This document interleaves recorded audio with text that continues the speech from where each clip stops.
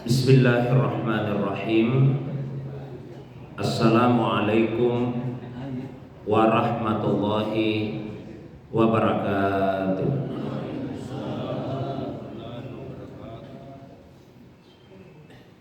Alhamdulillahilladzi ansala sakinata fi qulubil mu'minin liyasdadu imanan ma'a imanihim. Walillahi junudus samawati wal ard wa kana Allahu aliman hakima. Wa sallallahu ala sayyidina Muhammadin alladzi arsalahu ilan nasi basyiran wa nadhira wa ala ali Muhammadin wa sahbihi wa sallama tasliman katsira, amma ba'du.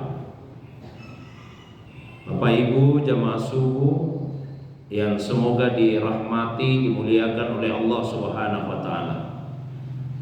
Alhamdulillah, subuh ini kita dihadirkan, dipertemukan oleh Allah Subhanahu wa taala dalam majelis yang semoga dimuliakan ini untuk melanjutkan kembali kajian kita membaca satu kitab dalam ilmu tasawuf, yaitu kitab Tajul Asrar fi Tahqiqi Masyrabil Arifin min Ahlil Istibsar.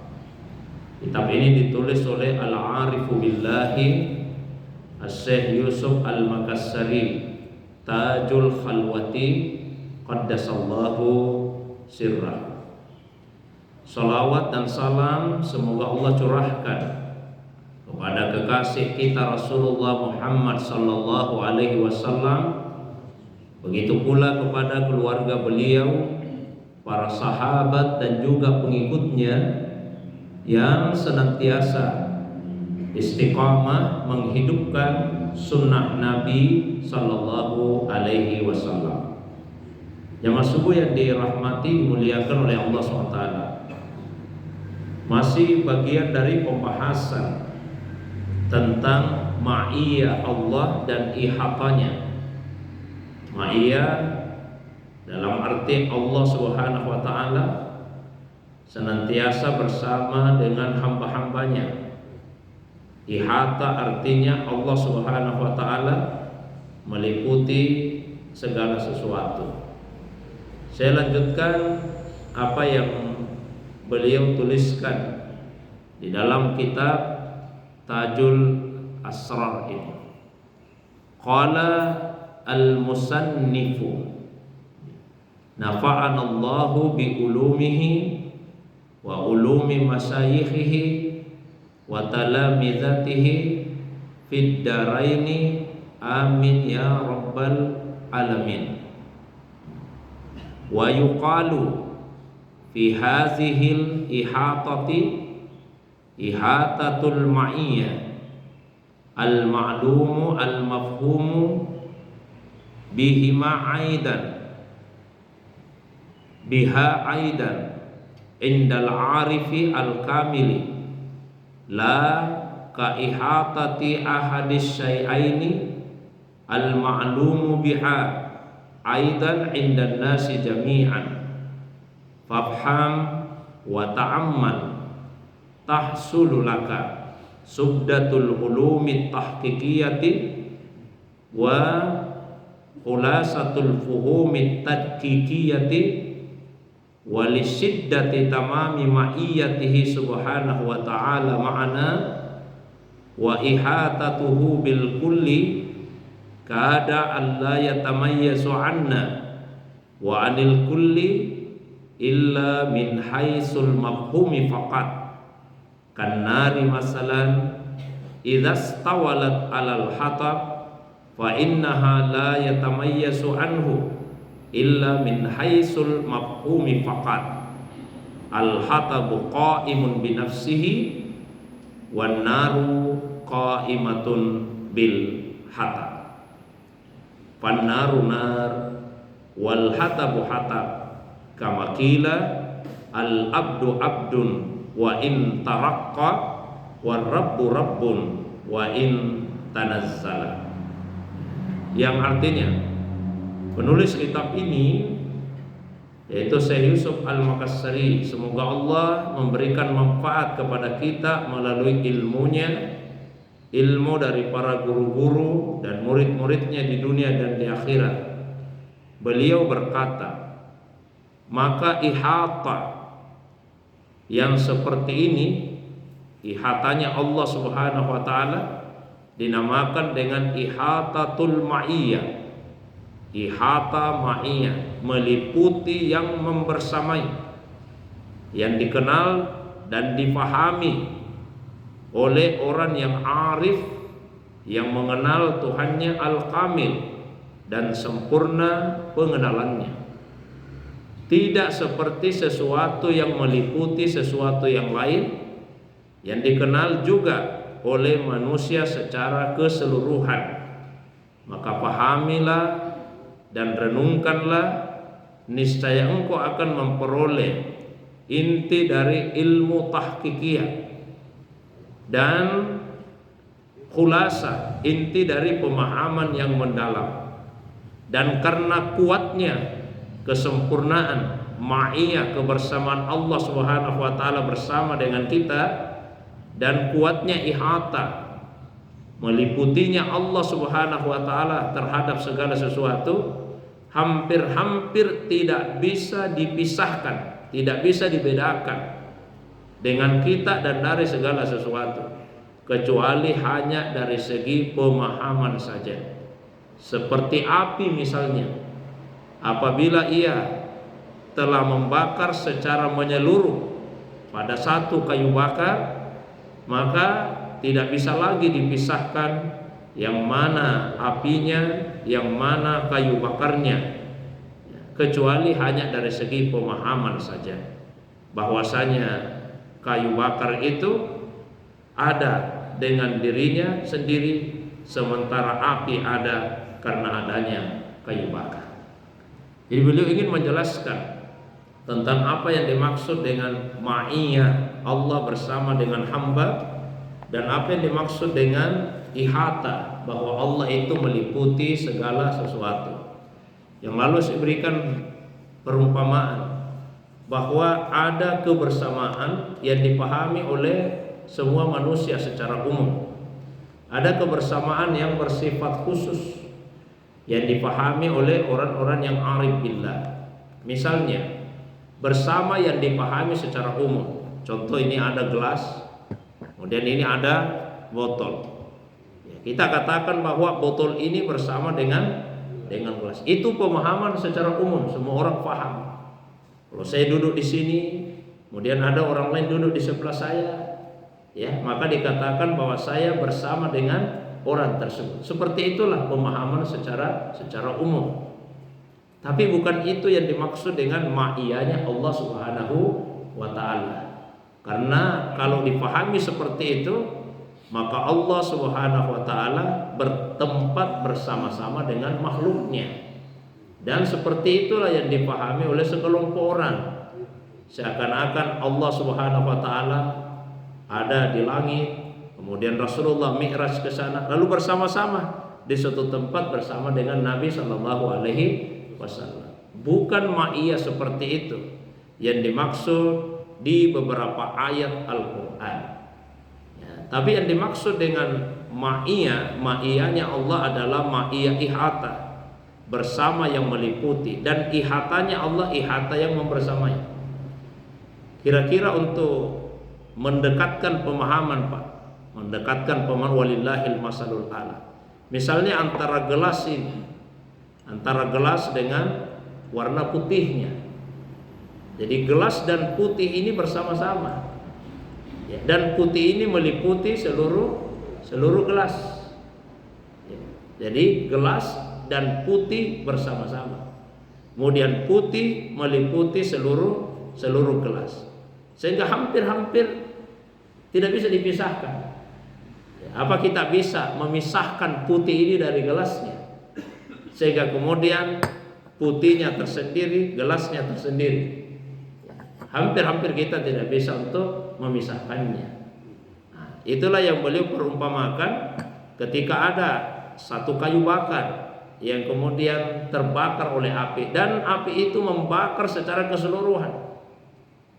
Maka hampir-hampir kita tidak bisa lagi membedakan yang mana kayunya dan yang mana apinya. Seperti sulitnya kita memisahkan antara yang mana gelasnya dan yang mana putihnya.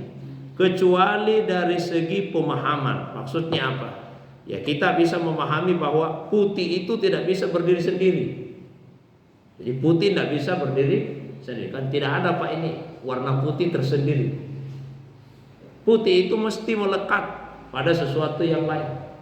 Tapi gelas ini dia berdiri sendiri. Maka seperti itulah Allah Subhanahu wa taala dengan hamba-hambanya. Allah itu qaim binafsi. Dia ada dengan sendirinya tanpa terikat dengan yang lainnya. Sementara manusia tidak bisa berdiri sendiri. Manusia itu qaimun bi ghairihi. Manusia itu ada disebabkan oleh yang lain. Yang lain itu adalah Allah Subhanahu wa ta'ala. Atau perumpamaan yang lain, antara satu benda dengan bayangannya. Benda dengan bayangannya. Bayangan itu akan senantiasa bersama dengan bendanya.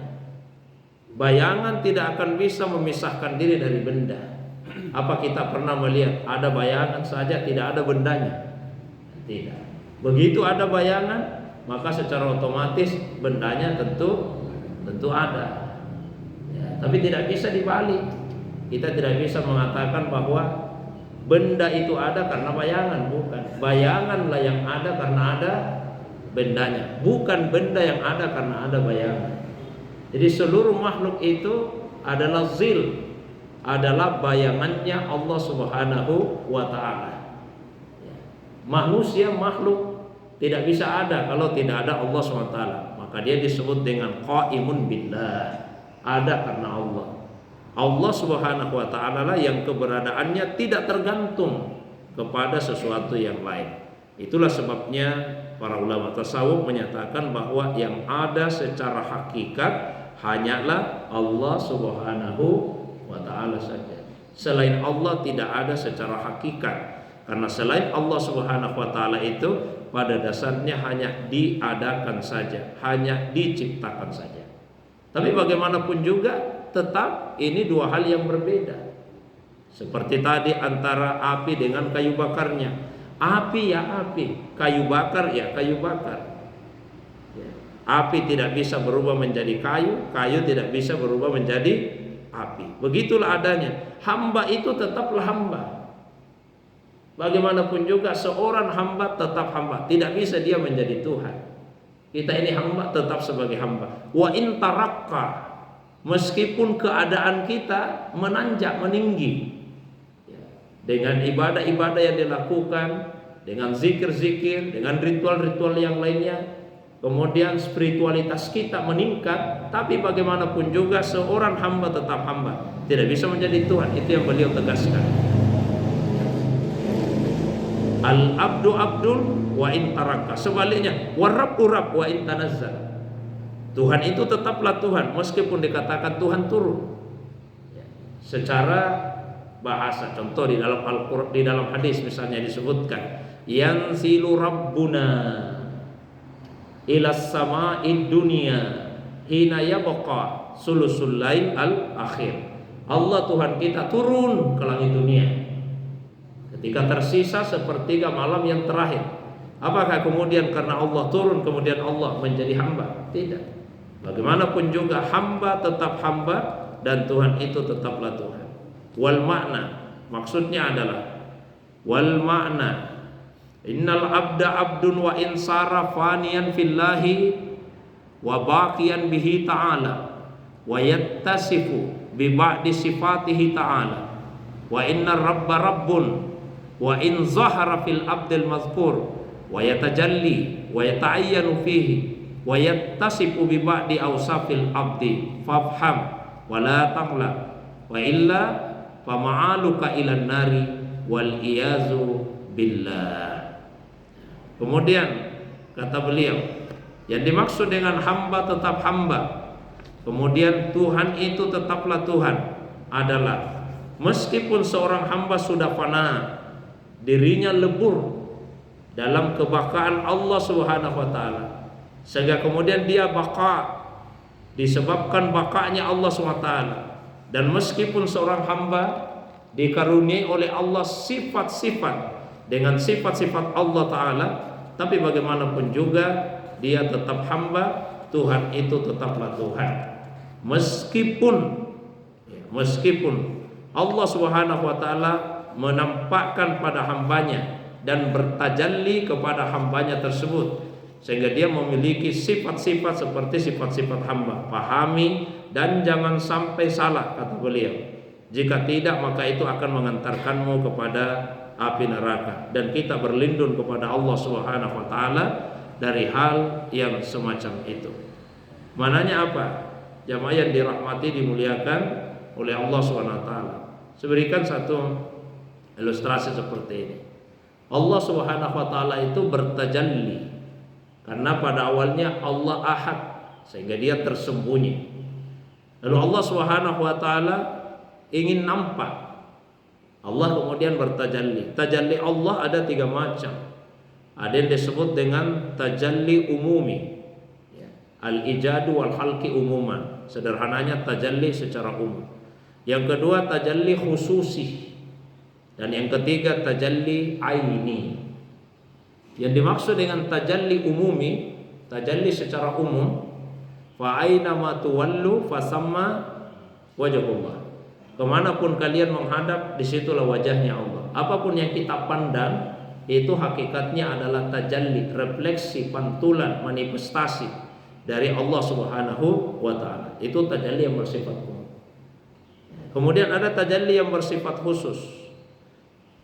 Yang dimaksud dengan tajalli yang bersifat khusus, makna dari hadis al-insanu sirri wa ana sirruhu. Manusia itu rahasiaku, saya rahasianya. Maksudnya, ketika ada seorang hamba yang senantiasa menghadirkan Allah di dalam hatinya, Allah selalu hadir dalam hatinya. Zikir, zikir, zikir. Tidak pernah Allah SWT itu keluar dari dalam hatinya, senantiasa hadir. Maka itu artinya orang tersebut telah menjadi rahasianya Allah, karena orang lain tidak mengetahui keadaannya. Ya dia saja dengan Allah yang tahu, maka dia rahasianya Allah. Begitu ada orang yang seperti ini, Allah akan menganugerahkan karunia kepadanya. Karunia apa itu? Dianugerahkan kepadanya sifat-sifat Allah SWT. Di hadis kursi, hadis kursi, Allah SWT berfirman, wala yasalu abdi yataqarrabu ilayya bin nawafil. Ada hambaku terus menerus mendekatkan dirinya kepada saya melalui ibadah-ibadah sunnah. Ada zikir yang wajib, ada zikir yang wajib, tapi dia tidak mencukupkan diri dengan zikir yang wajib. Maka dia berzikir, memperbanyak zikirnya, zikir-zikir sunnah. Begitu ada seorang hamba selalu mendekatkan dirinya kepada Allah dengan amalan-amalan sunnah, kata Allah, kuntu sam'ahu, saya jadi telinganya. Itu Allah bertajalli kepadanya. Saya jadi telinganya, alladzi yasma'u bi, yang dengannya dia mendengar. Wa basarahu, saya jadi matanya, alladzi yubsiru bi, yang dengannya dia melihat. Wa yadahu allati yabtisu biha, saya jadi tangannya, yang dengannya dia memegang. Wa rijlahu allati yamshi biha, saya jadi kakinya, yang dengannya dia melangkah. Maka di sebuah riwayat disebut kuntuhu, saya menjadi dia. Ini tajalli yang bersifat khusus. Maka orang tersebut kemudian akan memancarkan pada dirinya sifat-sifat keindahan dan sifat-sifat keagungan Allah SWT. Itu tajalli khusus. Ada satu tajalli ini saya tidak jelaskan pada kesempatan ini. Jamaah subuh yang dirahmati, dimuliakan oleh Allah Subhanahu wa taala. Wa narji'ul an ila ma kunna bi tahqiqi bayani zalika wa huwa annahu kaifa la yakunu zalika ay zalikal ittisab minal janibaini fi maqami wahdatil wujudi indal arif al muhaqqiq wa huwa subhanahu wa ta'ala ainul kulli wal kullu ainuhu bimakna la ghairahu wa huwal awwalu wal akhiru waz zahiru wal batinu wa huwa ma'akum aynama kuntum fid dunya wal akhirah. Kemudian kata beliau, kita kembali kepada apa yang kami ingin tegaskan, yang kami ingin perjelas, yaitu bagaimana mungkin tidak memiliki sifat seperti tadi pada dua segi, hamba dan Allah SWT, dalam posisi wahdatil wujud. Jangan dipahami seperti yang disalahpahami sebagian orang, bahwa Allah dan hamba kemudian menyatu, ya, menjadi manunggal. Tidak. Beliau sudah tegaskan di awal, Allah tetap Allah, hamba tetaplah hamba. Hanya saja Allah SWT bertajalli kepada hamba itu, sehingga hamba tersebut memiliki sifat-sifat keindahan dan keagungan Allah. Nabi sendiri dalam hadis menyebutkan, tahallaku bi akhlaqillah, berakhlaklah kalian dengan akhlaknya Allah Subhanahu wa taala. Nah, kata beliau, bagaimana mungkin tidak seperti itu, sementara Allah SWT adalah ainul kulli. Allah SWT itu adalah ainul kull, adalah inti dari segala sesuatu. Dalam arti segala sesuatu tidak akan ada kalau tidak ada Allah SWT. Dan segala sesuatu itu adalah ainnya Allah Subhanahu wa taala. Tidak ada yang lain. Yang ada hanya Allah saja. Dalam Al-Qur'an disebutkan di surah Al-Hadid, wa huwal awwal, dialah yang awal, wal akhir, dia juga yang akhir. Wal zahir, dia yang zahir, wal batin, dia juga yang batin. Ya. Apa maksudnya awal, akhir, zahir, batin? Nabi yang memberi penjelasan di hadis, dan penjelasan itu sekaligus Nabi ajarkan dalam bentuk doa. Nah, ini sangat bagus untuk kita amalkan. Ya. Nabi ajarkan kalau ingin tidur baca doa ini. Kalau ingin tidur, Nabi itu kalau beranjak menuju ke pembaringan, maka beliau berdoa dengan membaca, yang sekaligus memuat penjelasan tentang makna 4 kata tadi. Nabi membaca seperti ini kalau mau tidur. Allahumma rabbas samawati wa rabbal ardi wa rabbal arsyil azim, rabbana wa rabba kulli syai, faliqal habbi wan nawa, munsilat taurati wal injil wal furqan. Ya Allah, Tuhan pencipta langit, Tuhan pencipta bumi, Tuhan penguasa aras yang agung, Tuhan kami, Tuhan segala sesuatu, yang telah memecahkan biji-bijian dan kacang-kacangan, yang telah menurunkan Taurat, yang telah menurunkan Injil, yang telah menurunkan Al-Furqan. Furqan itu maksudnya Al-Quran. A'udzubika min syarri kulli dzi syarrin. A'udzubika min syarri kulli dzi syarrin. Anta akhizun binasiyatihi. Saya berlindung kepadamu ya Allah dari segala yang buruk yang dimiliki oleh orang yang buruk, dari segala kejahatan orang yang jahat. Engkaulah yang menggenggam ubun-ubunnya. Baru masuk. Antal awal fala syai'a qabla wa antal akhir fala syai'a ba'da wa antaz zahir fala syai'a fauka wa antal batin fala syai'a duna. Allahumma ikdi anna dain wa aghnina minal faqr. Ya Allah, engkaulah yang pertama, tidak ada sesuatu sebelummu. Engkaulah yang terakhir, tidak ada sesuatu setelahmu. Engkaulah yang zahir, tidak ada sesuatu di atasmu. Wa antal batin, engkaulah yang batin, tidak ada sesuatu di bawahmu. Kalau tidak ada sebelum, tidak ada sesudah, tidak ada di atas, tidak ada di bawah, berarti Allah itu ainul kul, adalah segala sesuatu. Lalu kemudian diajari kita oleh Nabi, minta doa. Ikdi annadain, ikdi annadain, tunaikan dari kami ya Allah utang-utang kami. Wa aghnina minal faqr, dan berikanlah kami kecukupan sehingga kami keluar dari kefakiran. Ini yang biasa Nabi baca apabila beliau hendak tidur di malam hari. Saya kira itu pengantar kajian kita di subuh ini. Seperti biasa, kalau ada yang ingin didiskusikan, ada yang ingin ditanyakan, baik yang berkaitan dengan isi kitab Tajul Asrar yang saya bacakan tadi, atau masalah agama yang lain, saya persilakan. Wa ilallahi turja'ul umur. Wassalamualaikum warahmatullahi wabarakatuh.